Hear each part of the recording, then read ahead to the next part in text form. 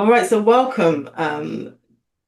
Just want to give you an opportunity to introduce yourself, Steve, and then we'll just get the conversation started and flowing. But really appreciate you taking us time to share your experience with the group, particularly based on the fact that you have such in-depth experience around understanding data centers. And there's a lot of stuff that goes around the myths, the hype. And so just understanding what the real deal will be really helpful for this group. So appreciate you taking the time. Thank you very much, Sina. And for everybody, look, I'm a very down to earth, very colloquial speaker within this space. So, look, my name is Stephen Busette. I work for a company called Siemens. Siemens is a world-known equipment provider, OEM provider of components and parts within data centers and beyond that in industry. This company that I work for has some 330,000 employees around the world. So you can imagine it is a very, very big company with a very, very big concern. If let's put it this way, if Siemens was not to exist tomorrow, the German economy would take a serious dip, right, in terms of revenue into the space. So we're quite serious in that regard. But the bit that I look after, I'm the lead for data centers for the UK and Ireland space. I'm part of a group called the Smart Infrastructure Group. That group looks after different vertical markets within building structures. My specialist area is data centers, to which I've been in for 21 years. I've seen the transition of data centers change from being, small server rooms all the way through to large hyperscale, what we call hyperscale data centers. And now we're moving into the AI space, okay, which is very, very interesting. So, that's me in a nutshell. And I'm hoping that by the conversations that we have, we'll be able to flesh this out a bit more. But, if I went longer into all the history and all of that, might get pretty boring. Okay. Thank you, appreciate that. So just give us some context in terms of your take on the narratives you're hearing around data centers. Like, what is the biggest myth that you hear people talk about, like online, socially? It's funny because I did a podcast probably about 4 weeks ago, 4, 5, 6 weeks ago, where this was a question around sustainability and data centers just wanting to suck power and water out of everywhere. I think that's one of the biggest misnomers within, from the industry. What a lot of people don't understand, especially when it comes to large data centers, is they do have things like water use, as an example. But most of those systems are on a closed loop, which means that the water is cleaned and just moved through the system. They don't necessarily put water out to drain.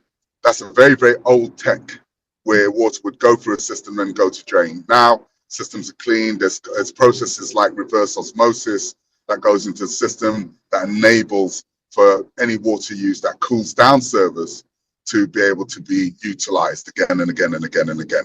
Okay. And they've got things like inhibitors in the water that stops things like corrosion and all of these sort of things. The other misnomer is power. So, if you're going to look at one of the industry sectors that's looking into the most sustainable uses of power, and I'm talking about high optimization, real usage, and real sort of automated usage, that would be data centers. So the use of power, we don't just go into power and just go, right, just throw power at it and it'll work. Most data center owners and operators want to see the most efficient way that they can use power so that they can gain the returns that they need in order to operate a data center. So that's another area where you'll find there's a lot of challenges around that. And then probably in about 4 weeks' time, I'll actually be delivering a sustainability and ESG application through to Parliament, where I'll be standing up in Parliament and talking about this. So I'll keep you guys posted on how that goes. Hopefully, I don't get thrown tomatoes at me, but I'll be in that space, literally talking about the use of power and water and all other sort of things.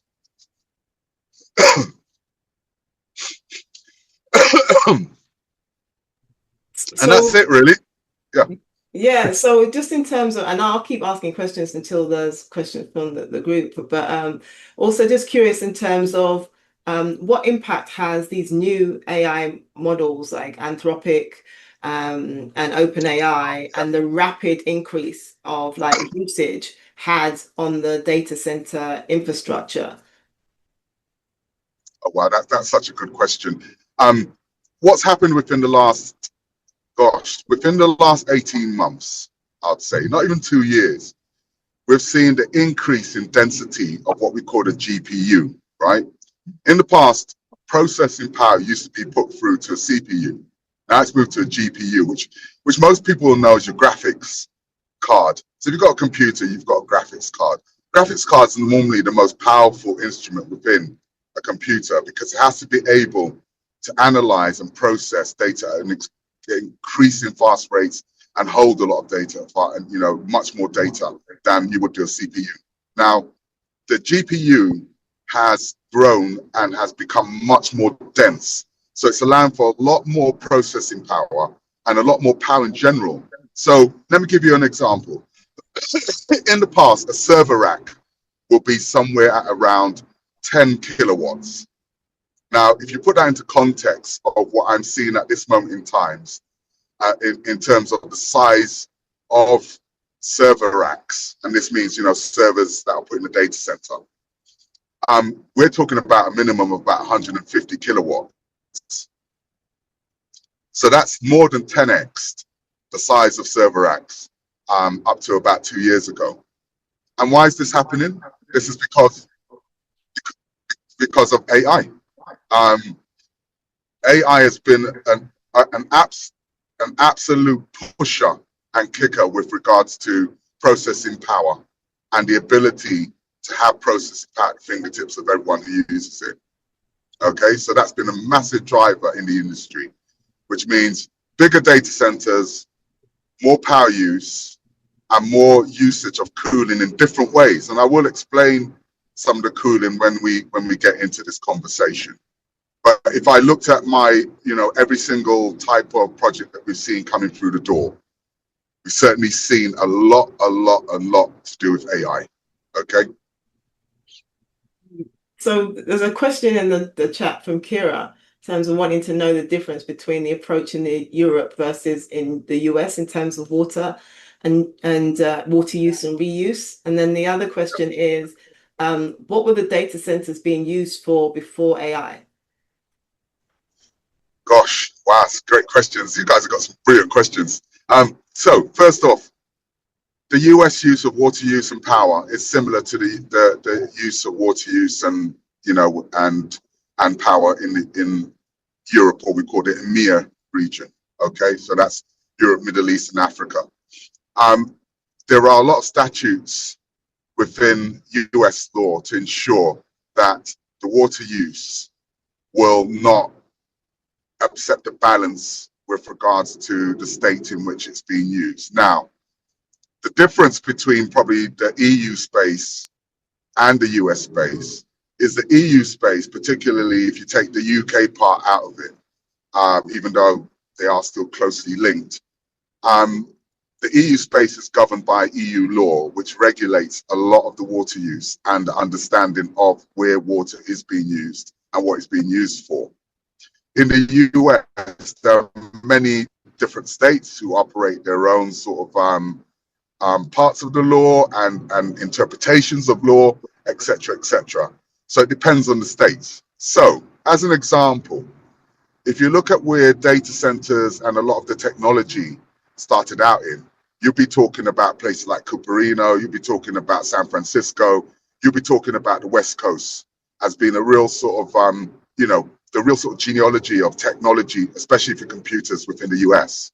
We've recently seen that a lot of these providers have moved towards the Midwest and certainly towards places like Texas and particularly, Dallas, and places like that. Those places have seen a massive rise in data centers because they're very pro data centers, but they still follow with regards to energy use and water use and all of those statutes. So they still have closed loop systems. They still regulate this, but I'm not of faith fully with the regulation on US law. And that can change from state to state. Certainly within the European environment and the UK, there is a heavy regulation on permissions for where you put data centers, particularly if those data centers were able to take water away from, public consumption. So there are loads of rules in place to make sure that that doesn't happen. Okay. Now, what's the second part of the question? There's another part of that question. It was asking What's that? what data centers were used for before AI. Oh gosh, a myriad of things. Gosh, everything that you put in a computer that's housed in the cloud somewhere, from your pictures to your banking information to information that's housed for if you're studying and you're in a study group that's held on a server, medical information particularly. Anything that can house or transport data from one place to the next, that's what it's being used for. The only difference between, what we were doing before with regards to, say, for instance, a search engine like Google, which got information and came back with information to you and where you can find the information, is that the AI takes hold of that information and gives you answers. So you will get answers from the likes of Google, but it's moved that step further where it will formulate answers, it'll give you information, it will try and take as much information and try and guide you as much as it can.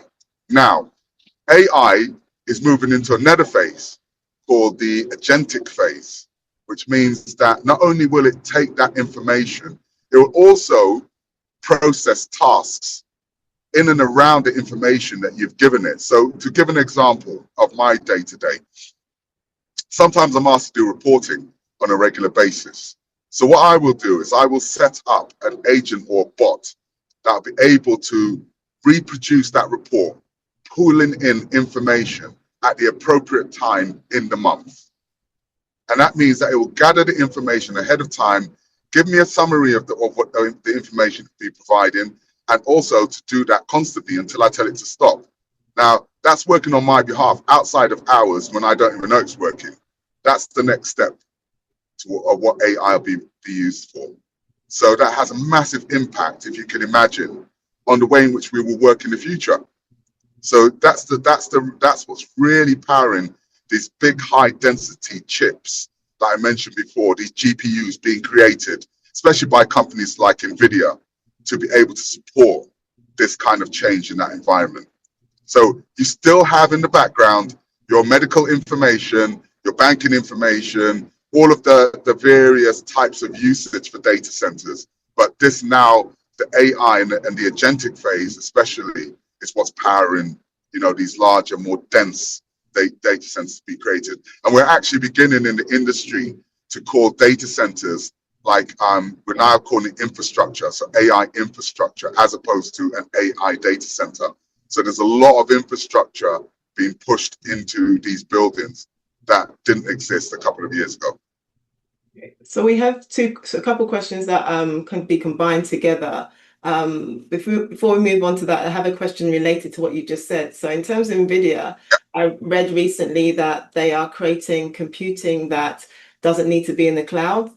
How does that impact, based on the new chip that they're creating, how does that impact the data center model? And then if we can move into big questions around the impact on individuals and what can individuals do differently to be able to reduce their impact?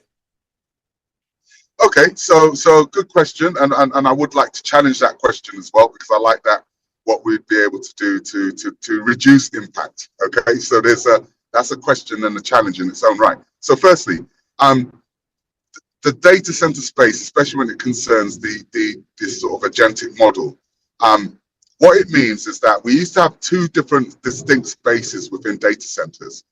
We used to call it the white space, which is where all the servers lived, if you can imagine that. If you had a house, there's a server in a room, normally white, normally painted white, so it looks like you're literally in a doctor's surgery or something like that. But it was all white, very warehouse driven, very bricks and mortar, so very purpose-built buildings, and you had literally access points to get in and out. You'd have operatives who go in there and do some work. very cooled by traditionally air. Okay, so air is a good medium of getting rid of heat. All that waste heat is then drawn in and then thrown out. Okay, that's your traditional data center. Now, the white space, that was it. The gray space was where all the technical connections are. So everything from your electrical connections, your water connections, everything to cool down the data center, everything to kind of operate the data center in terms of technical operation was in what they call the gray space, which was normally around the perimeter of the data center. Okay. Now, this has changed because the speed of processing and the density of operation in terms of the chipsets necessitated that the levels of heat had increased, which would need more cooling. So therefore, we needed different types of instruments in place to provide more cooling. So how can we do that? That's the question that was thrown out. What mediums are in place to be able to do that?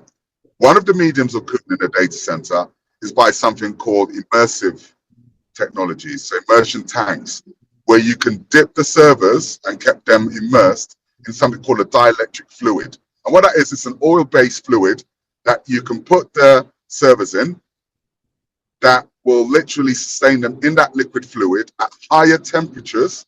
Because don't forget, we're creating more heat at the fact that we're creating more power. So the temperature has an increase.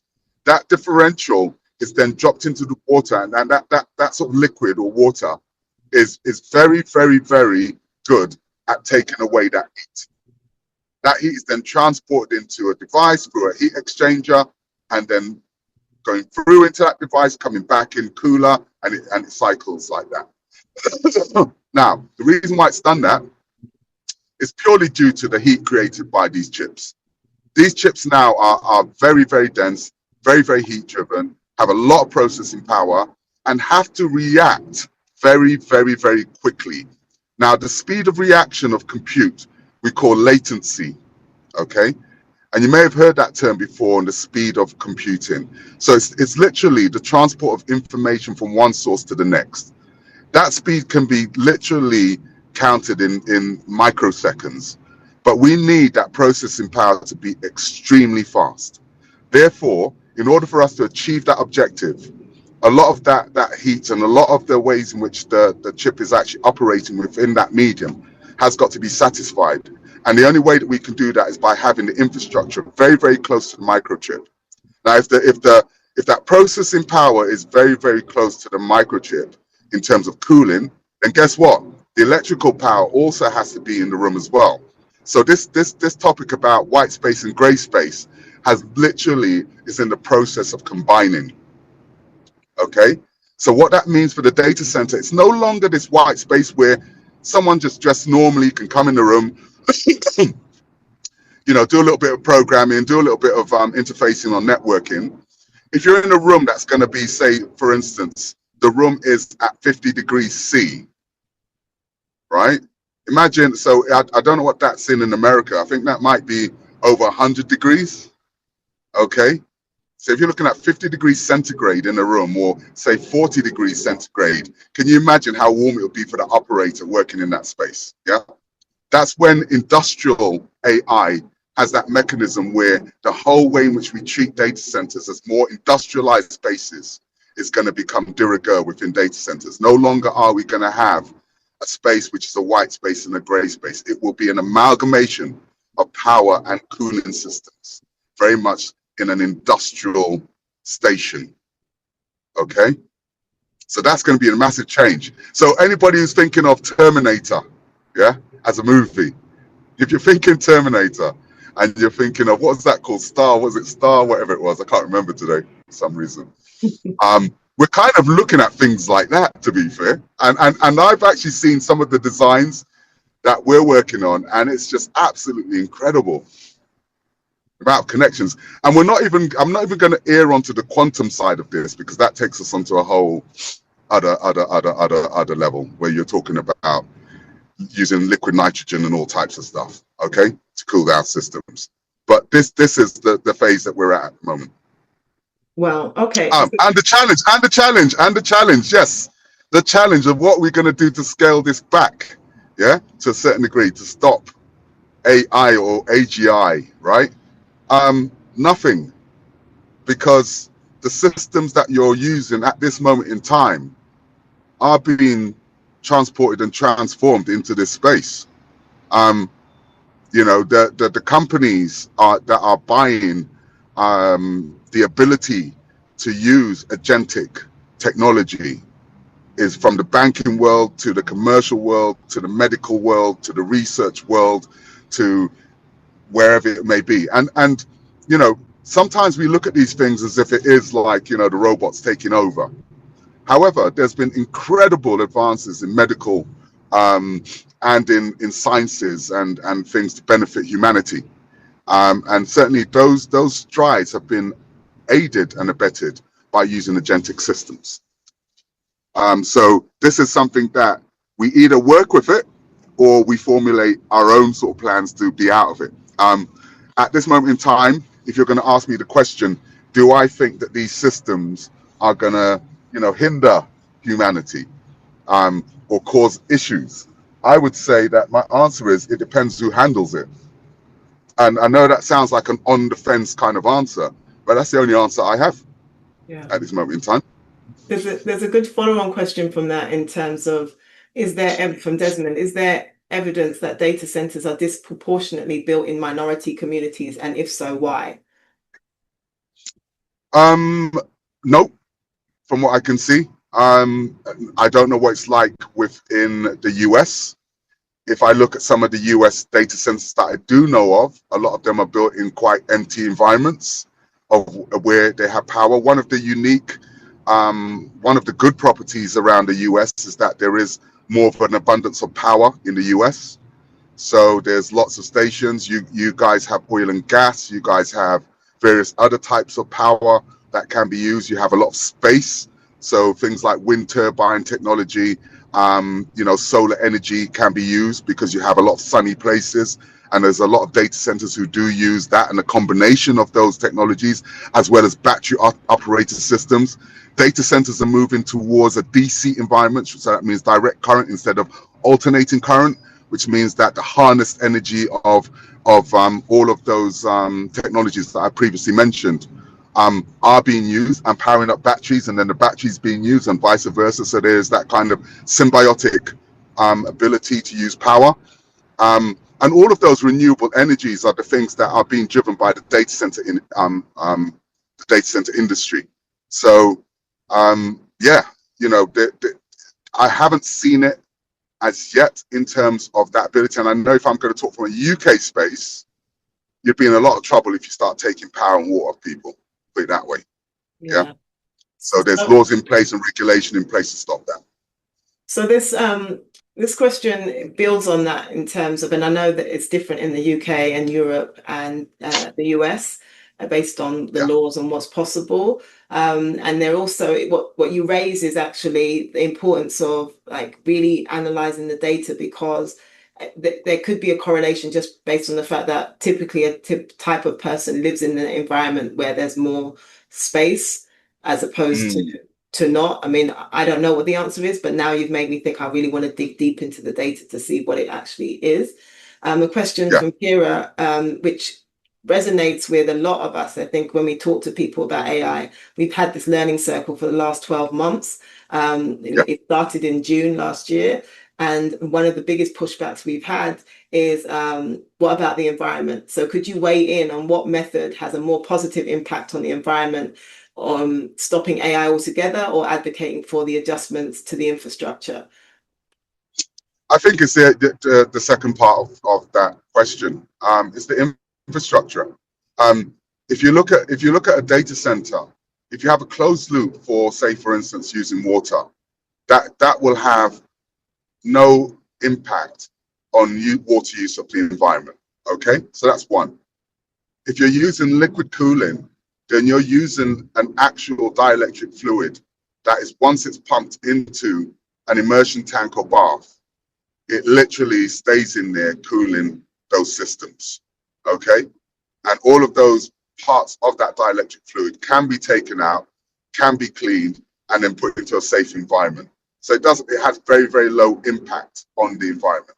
Again, if we're using renewable sources like wind turbine technology, also allied with solar panels, so your photovoltaic technology, allied with battery energy storage systems, which are able to take on the charge and not necessarily be taking any power from your national grid, then you're not going to have any real impact on the environment. So again, the biggest things that would have an impact on the environment are probably things like gases from chillers, which use different types of gases to cool down the process. But even when I look at that, there's a lot of gases now that are being used because of regulation that no longer have the properties where the gas will escape to atmosphere and cause any harm. So there is a lot of work being done to ensure that the sustainability and environmental statutes are adhered to within the industry. I think that the potential for data centers to be completely green is absolutely there. And I've already seen environments where they use very, very little power and very, very little energy, and things like solid state transformers, etc., etc. There's a list of things and technologies that are coming into the park. And data centers are working towards becoming autonomously powered. Okay, so they won't be grid powered. So that's another way of looking at this. And all of these systems can be what we call hybridized or hybrid systems, so they can work in concert. So there's a lot of optimization that goes into the software and the control mechanisms to ensure that they all work in harmony. Wow. And I think this question. I hope that answers your question. I know it sounds quite convoluted, but I hope it answers it. Yeah, that's it. It speaks to this next question from Sebakunzi. What do you think about NVIDIA paying $22,000 per year to individual homeowners to be mini data centers attaching servers to their property? I read about this the other day. I really don't have much thoughts apart from I wanted to sign up so I can get paid. I think that was the first thought I had. However, look, being serious about this, there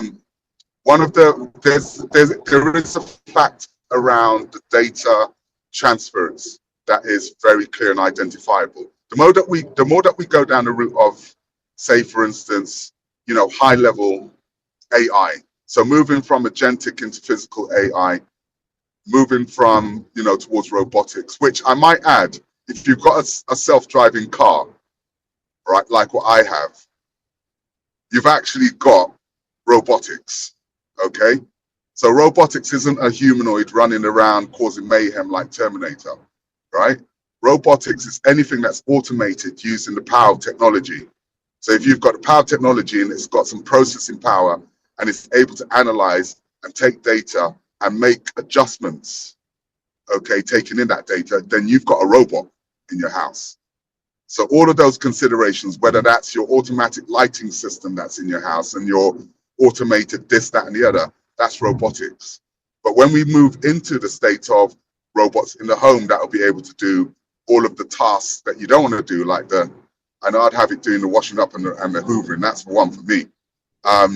Then you're talking about, real technology that will be happening in the very near future. Now, that ability to have that processing power from one place to the next takes a lot of nodes or places that can transfer that information at very high rates and very, very quickly, which is why this is coming to the fore of people being able to operate these nodes of transference of information from the home, because the most dense places of information handling is either in office environments, factories, or in the home. And that way, that ability to be able to scale it so that this technology can run from one place to the next is essential for things like driverless cars, robotics, to be able to receive, a drone deliveries, etc., etc., etc. The list goes on and on and on. Okay, so that's the reason why. Do I think it's a great thing to have a server room in my house that operates? Yeah, it's okay. I can't see there being any real issue apart from the fact that it uses power. I don't know what their regulation is on the power that it uses or whether they pay you for the power it's using. Would it cause any harm from the transference of information? Well, if it's going down a fiber optic cable, no, you have fiber optic to home. Probably just be more fiber optic cables coming into your house. That's about it, really. So what are some of the criteria that you use to select the locations of data center? Did you hear me, Steve? Sorry? What are some of the criteria is one of the questions. No, I didn't hear that. What did you say? Oh, what are some of the criteria to select the location of data centers, Yawar asked. Good, very good question. And how do you anticipate these criteria change in the next few years as well? So that's a really good question. I was just sat, I've literally, this is my first day back from Data Cloud, which is an event for data centers in Cannes I was going to say South London, but south of France. So I've been there for just under a week. Some of the key questions around this was around this sort of thing. In the past, data centers would be stationed in places where, one, you have power. That's your first start. That's the start. In location that isn't going to cause huge amount of disruption to public spaces. And because don't forget, these places have instruments that make sound. So if you've got a chiller there or a generator that could operate, then it could have, some impact on sound pollution. And the other one is potential for water, which cools down data centers. So once you've got those component parts, then you're going to be looking at, okay, what's the size of data?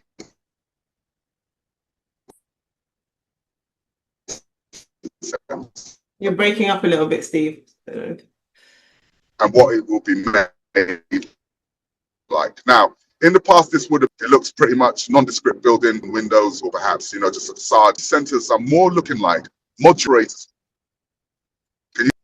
Hello? I can hear you now. Hello. You're breaking up a little bit. Okay.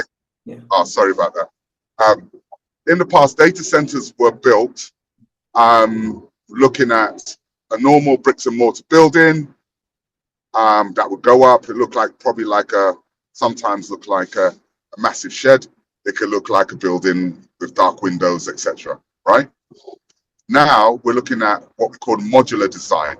So those modules are built for occupancy. So when a data center needs an operator to come on board, they'll build a module, and they'll build a module specific for those operators' needs. So if you've got a bank and they need, banking systems in place, then they'll build a room, you could say, that'll be able to supply the data from that room. Now, that design means that the designs have changed. The designs become more modular, they become smaller. What that means is that from a modular environment or modular design, there's a position that dictates that perhaps those modular designs can be brought closer to, closer to the home. Would they be obstructive and look like eyesores? No, there's a lot of them that they can design with very, very clean referencing, etc., etc., etc. Okay, so that's some of the designs that have changed within this space as we speak. And again, the reason for that is for that low latency environment to be achieved. Dr. Charmaine. And that low latency, if you want to give it a name, is. No, go ahead. Hello? Sorry, no, go ahead. I finished really. It's edge computing.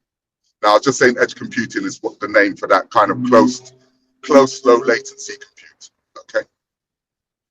A question from Dr. Charmaine in terms of what are the investment opportunities that we should be thinking about? I know you can't give investment advice, but what generally?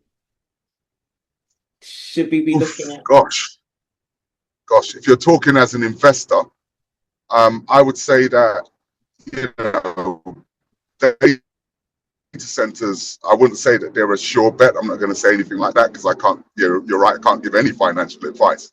But certainly from what I can see from the actual investment portfolio of what I can see happening within the globe, and this is not just, the UK space, there's a lot of investment in data centers coming from some of the leading financial funders around the world. So they're putting a lot of their back towards it, and they literally are behind the backers behind some of the largest data centers in the world. Okay, so I've got some investments in data centers. I certainly have invested in the past, and I certainly have had a return from that investment. So it's definitely worthwhile looking at, chip manufacturers. It's definitely worth looking at the infrastructure providers for these kind of companies, and renewable energy. Superconductors are going to be huge in this. We're seeing a massive spike in superconductors for the use in data centers. So those are the spaces that I would be sort of looking at if I'm talking about an investment portfolio.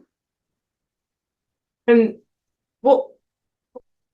how do you reconcile investment with sustainability and ethics? How do you reconcile those two? That's a question that we're often discussing in this group. Okay.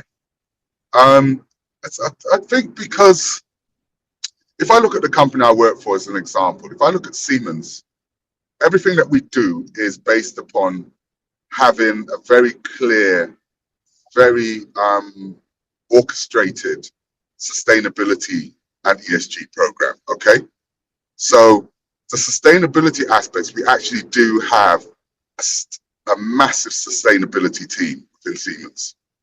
Every office HQ has all of the recyclable bins and all the rest of it, but we also do everything in a recyclable way. So we have a team, for instance, if there's an old laptop or computer's recycled, it's been put into the frame to be re-energized and put out for general use, or being put out that you can buy them, etc., instead of just replacing them, right? Sometimes we'll boot upgrades, etc. All of our vehicles, when it concerns the staff and people who move around, are all electric vehicles. Okay, so that's again another way in which we sort of play that game.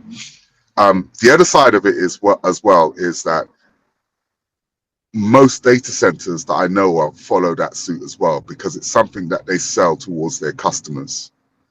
So they don't just build a data center and go, oh yes, we're just going to throw power in and a huge amount of compute. They actually do say, here is our plan around sustainability. Here is our plan about renewable energy.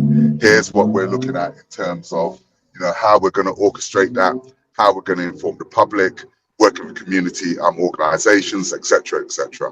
So there is a very, very strong model within the data center environment, literally predicated by all of these types of thoughts, all of these types of actions, and working with organizations to achieve them as well. So do I reconcile it? I think I'm in a space where we're probably doing more than most industries when it concerns the use of power and water. Thank you for sharing that. It makes me think of we've been having meetings around a AI readiness summit that we're going to be putting on in 2027. That is really taking people from AI anxiety, AI resistance to AI readiness. And Felicia Ricard, who just asked that question, one of the things she really emphasized was that we start with the end in mind in terms of what is our strategy, and everything anchors back to that. And when you talk about data centers and you talk about the company you work for in particular, having that North Star, it makes it much easier to ask the right questions in order to make make that decision between ethics and sustainability, innovation and development. So a question that I have that comes out of that is, if we are centering that conversation around in this this economy, we're having to make better choices in terms of the organizations we choose. Mm. You may obviously be biased, but who would you say we should be really focusing on if we really want to think about selecting providers, service providers from the lens of ethics and sustainability? Oh wow! You're talking about naming companies who are. If you don't feel comfortable doing that, but just the principles around what types of companies we should be selecting, or thinking what we should be thinking about when we are selecting them. Yeah, I If think that's some our of the lens, things it that might not be everybody's lens, but if that's our lens. if that's if right. Sorry, I've got a cold, everyone. Apologies. If you are looking at companies that are really following and towing that line, really pushing around that, then you have got to look at a lot of the infrastructure people, because although the chip manufacturers are creating chips and they're making them in a very sustainable way, they choose factories and spaces that allow for those developments to happen in a way that doesn't have a lot of wastage. The actual operators of infrastructure around data centers are very, very, very much focused on how you can optimize that goal. So all of the compute around that is unsurprisingly AI driven. So all of our automation, and this goes not just from the physical automation, which is the mechanical automation, through to the electronics and the software design, is built to twin within companies like ourselves, where we will do all of the pre-commissioning and installation processes and understanding, including things like CFD planning, where you look at what are the heat gains, what are the cooling losses, where are the heat losses, and all of those sort of things, and where you're going to make the most gains out of a system. We do a lot of that pre-planning ahead of before one brick is being put in the ground. So if you think about that, we go through that whole process of evaluation to ensure that the sustainability aspects of that building is going to be achieved. And that's throughout the infrastructure. So that's not just on the water side or hydraulics, that's on the electrical side, particularly with regards to any medium and high voltage. And even with the low voltage side, we take points of discussion and information from that for all of the controls or the building management systems that's able to process that to ensure that everything's optimized all the time. Okay? So if you take that as an answer, really, I'm trying to sort of just set the course that if you're looking at this foundationally, these operators and these types of companies are the ones that are truly focused on ensuring that every single company, every data center company we work for is able to achieve that result. Okay? And that's how we make our money, to be fair. So, yeah. There's a build on two questions that build on that. I'm going to go with the anti-AI revolution first and then come back to the ESG one. There is a movement now called anti-AI revolution, often led by the younger generation. We have seen some examples of this when some commencement speakers at universities talk about AI and they're booed. What would your response be to this movement, particularly if you were giving a commencement speech to new graduates? Yeah. I would say to anyone who's sort of booing AI, I'd think that there's a fundamental misunderstanding of what AI is. And to be fair, if I'm going to put another hat on, if I was going to put my creative hat on and say, would I prefer someone who's an artist, who's an AI-driven artist, or would I prefer someone who, went there, learned the craft, and is doing the music? I would always go for the secondary option, because there's nothing better than seeing someone singing, nothing better than seeing someone painting, nothing better than seeing someone, designing something or, playing an instrument. That resonance, I don't think yet can be replicated by any AI. The problem that AI has, if you're going to put a picture and a face on it, is the application. Most people that have been using AI have been using it just for literally creating what they fundamentally want to see, whether it's going to be as a joke, a meme, or fun, or to do something that I don't know, promotes themselves. Okay. A lot of AI, which a lot of people don't understand, is being used for applications to short cycle.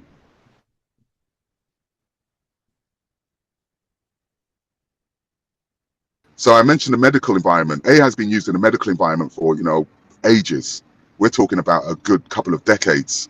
And the reason why it's being used is to enable for things like treatments around things like cancer, around things like, finding new ways or new properties or new medication, or to be able to look further into how we work, the biomechanics of human beings, to ensure that we're able to, save people's lives.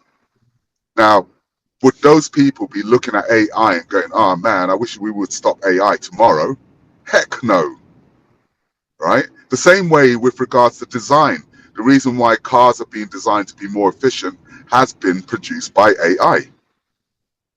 The design properties and to be able to come to market very quickly with gains and new ways in which you can, stop a car from being so inefficient has been due to the fact of AI. So to be anti-AI is not the statement. To be anti-rubbish AI and crappy things that are being put out there and causing data centers to be used more than they need to be, then that's a social question, not necessarily a design or industrial question. Okay? So I think we as human beings need to look at ourselves and need to apply the same methodology to what we're being angry about. That's really That's my answer. It leans into the question from Dr. Charmaine, which it feels a bit more like a philosophical question based on what you said, but I think it's one that we should say out loud. Can corporations really be trusted to monitor sustainability and ethics if profits are the goal? Should it be assessed by external body that assesses ESG? Yeah, I think yes. I think yes, and yes. I think that government should step in and assess the models that people present at board level into the environment, because if you don't have those checks and balances, then people can run around willy-nilly and produce any kind of reporting structure. If another part to that question, which I think should be also asked, is have the government got the feet on the ground to be able to levy that argument? Yeah, and my answer to you right now would be no, they haven't. They're already they're too involved in populist arguments. They're too involved in trying to fight wars that are ridiculous, right? Really, if you're looking at this sustainability and in a practical sense, then really there should be teams of people that go out and look at not just data centers, but other industrial organizations to see if they are really doing what they said they're going to do on the can. So it's as an ethical and an answer that test the morals thought patterns. I think it's a combination of government inability and corporate gain. Okay. And there's an important point that Angela Pitta made, that in the US, EPA and other protected organizations have been dismantled. So that's one approach to the solution of not limiting, I guess, what some people would see as progress in that space. But I think it really circles back to your question in terms of, we keep asking what corporations should do, but the bigger question is, how should we be moving as humans, and what should we be doing differently? Absolutely. Do you know what? On the podcast that I did, and I think it is really a fantastic question, because it's something that I've kind of really sort of tried to pitch it myself as well. Where are most of your photos and your videos kept? Where are all those moments that you have on your phone? If we're all being honest and we opened up our phone, are all of us going into our phones and deleting everything that isn't needed there? Are we going into our cloud and getting rid of all of the videos, all of those bits that we think, we're going to save that Beyonce concert that I videoed on my phone, right? That I'm going to look at again and again and again, but you haven't looked at in the last 5 years. All those things are held in data centers. That's not a data center's responsibility. That's your own responsibility to do that. In doing that, you would have a massive reduction in energy use. Okay? So again, it really is not just an existential question, it's a question towards society and what we do with regards to our data. Yeah. You know, and that's everyone's responsibility. So there's something in having digital delete parties that might be the new rage for we all get together and we delete our stuff. Yeah, But I yeah. also want, I know we're running out of time. I also want to this is very self-indulgent, but just recognize that somebody in the UK who was a legend in terms of what she was able to accomplish. It was announced that she passed away earlier this week, Oh, Kanya King, CBE, who launched the oh wow. Novo Yeah. Awards. And just Yes. recognizing that somebody in the chat said that you're dropping the science and you're the band that you started back in the day was called Scientists of Sound, and now you Yes. are clearly a scientist of data centers, and so the science hasn't left you. But also Paul, who's on the call, Rapscallion, has been a music Oh journalist. wow. Is that Paul on the phone? Oh my Yeah, and God. then Oh, brilliant. Kamara's on the call Yes. as well, who has been very Oh big as a man. designer, and then also Chozan, who is an Yes. artist, and then also Yes. Bakunze Matamane was also signed in the UK as Nova. So she was she founded something that was the Music Awards for Black Origin 30 years ago, Yes. and that has created a legacy. And Yes. people aren't here forever, so we need to always remember that and give them their flowers while they're here. So just want to thank you all for the contribution you made to the music scene, and that's what the Wow. award show was for. So just want to give Wow. you Wow. all Well, you know something, thank you, thank you, thank you, thank you, thank you. And those people that you mentioned are very, very close to my heart, And Paul, I got to meet up with you soon, mate. All right. So we will do that. You know, I always have a fantastic, fantastic feeling around the Mobile Awards because we were nominated and I always feel grateful for that position, especially at a time when pre-social media, pre all of the things that we know that take people onto different levels.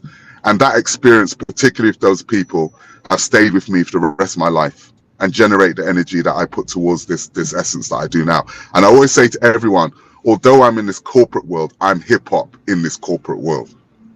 Hip hop generates my energy, it generates my vibe, it generates my opinions and my discourse concerning this space. So yeah, that will never change. How did he get into this data center field anyway? I'm just curious if you have time. Oh gosh, it's a very long convoluted story, but to cut a long story short, I used to work in a different corporate environment in telecoms many years ago, and I pivoted in 2005, joining a power generation company, and pretty much didn't look back from then. And how I got into it is just by accident. I'll give you my first endeavor, my first job I ever went to look at. I remember going to a job and it was at this building, real nondescript looking building in the center of London. And the first thing I saw when I got there, and you're going to talk about water wastage here, right? I'm going to talk about it in real terms. I saw two fire engines who were throwing water onto the top of a building that I was meant to be visiting. So you can imagine, I'm thinking, I'm meant to have a meeting here. And there's these two fire engines with probably about 20 firemen outside of it, holding these hoses, throwing water at the top of the building. But I couldn't see any smoke, but they're just doing that. I called up my customer and said, hey, I'm outside your building, but there's two fire engines outside. What the hell's going on here? And then they just said, oh, don't worry, come in. There's no fire. We're just trying to keep the building cool. Right? So that gave me my first outing out at a data center. And I was like, this is insane. So ever since that point in time, I've seen so many different things change from that point in time. Can you imagine how much water is being wasted just doing that? that no longer would happen right now.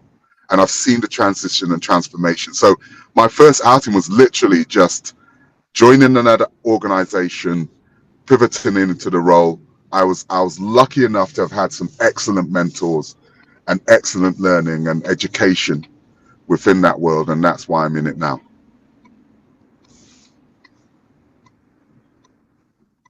And on that mic drop moment, we're just slightly over time, and just want to thank you so much for joining us. Thank you. We will be sharing this recording, so we'll send that to you as well. Amazing. And yeah, thank you. Thank you very much. Thank you, everyone. And yes, it's been absolute blast. I could have done this for a bit longer. I wish I wasn't driving now. I might even just be able to show my video now since I've just slightly parked up. Yay! Come back. Come Yes. back and Hello. How you doing? thank you so I much. should be going, yo, yo, yo, yo. That's what I'm talking about. Yeah. Bust a quick bars. Bust some bars, man. Listen, don't let me kill the lyrics there, Paul, man. Don't let me just drop a sweet now the 16. challenge. All right. Yeah, let me hear what you got. What you got? All right. Friday There's the morning. challenge. Okay, I'll drop some bars. Okay, all right. Let me think about this. All right. Word now. Some people. Oh, he's frozen. You're frozen. Oh no. You can't make it I'm up. singing a sad couldn't song, make it up. screaming babbling like jaguars. Me and my troops build Shangri-La. I'll be on Zanzibar. No, my light shines far. Diamond chakras, 9 density supreme master, converting vagabonds to dons like Pygmalion, electroplasmic. Yo, what? Sign of the phoenix. As gases overdose your mental. You're all weak, kid. Your own ghost in a lower state. Adios. Sold out on Tusk Coast. Can't relate to the souls. Pushing vectors. My messages sharpen receptors. Cruising like we Jesus Black on tax collectors. We make dough, tip the balance then grow. Be away for a while, then PO tally ho. That's it. Bro, you still got that Come flow, off bro. mute, people. Come off mute. Come off mute. You still got that flow, bro. we might have to put together a new PR campaign for you, man. Yo, man. Paul, we got to meet up, man. We got to meet up, bro. Listen. Me, you, and Gus. Definitely. Just for context, everybody, when he was in his rap group Scientists of Sound, I had a PR company and we done the PR for his group for one of the albums. So that's 100%. That's the connection. That's like that's how deep it goes. That's how deep it goes. 30 years ago, bro. Oh my gosh. We old. Listen. There's people. I'll tell you something. And Paul knows this. I'm gonna make you get your flowers, right? I'll make Paul get. Paul was the first person who interviewed us for a magazine called Hip Hop Connection, right? And he really did a proper interview of us and really delved into it at a time when, you know, there was a lot of people who could have done it. And he was one of the first people that did it. And he was one of the first people that supported us. So Paul, I've always had you in the center of my heart, my brother, you know, and I really respect you for time. Yeah. That will never stop.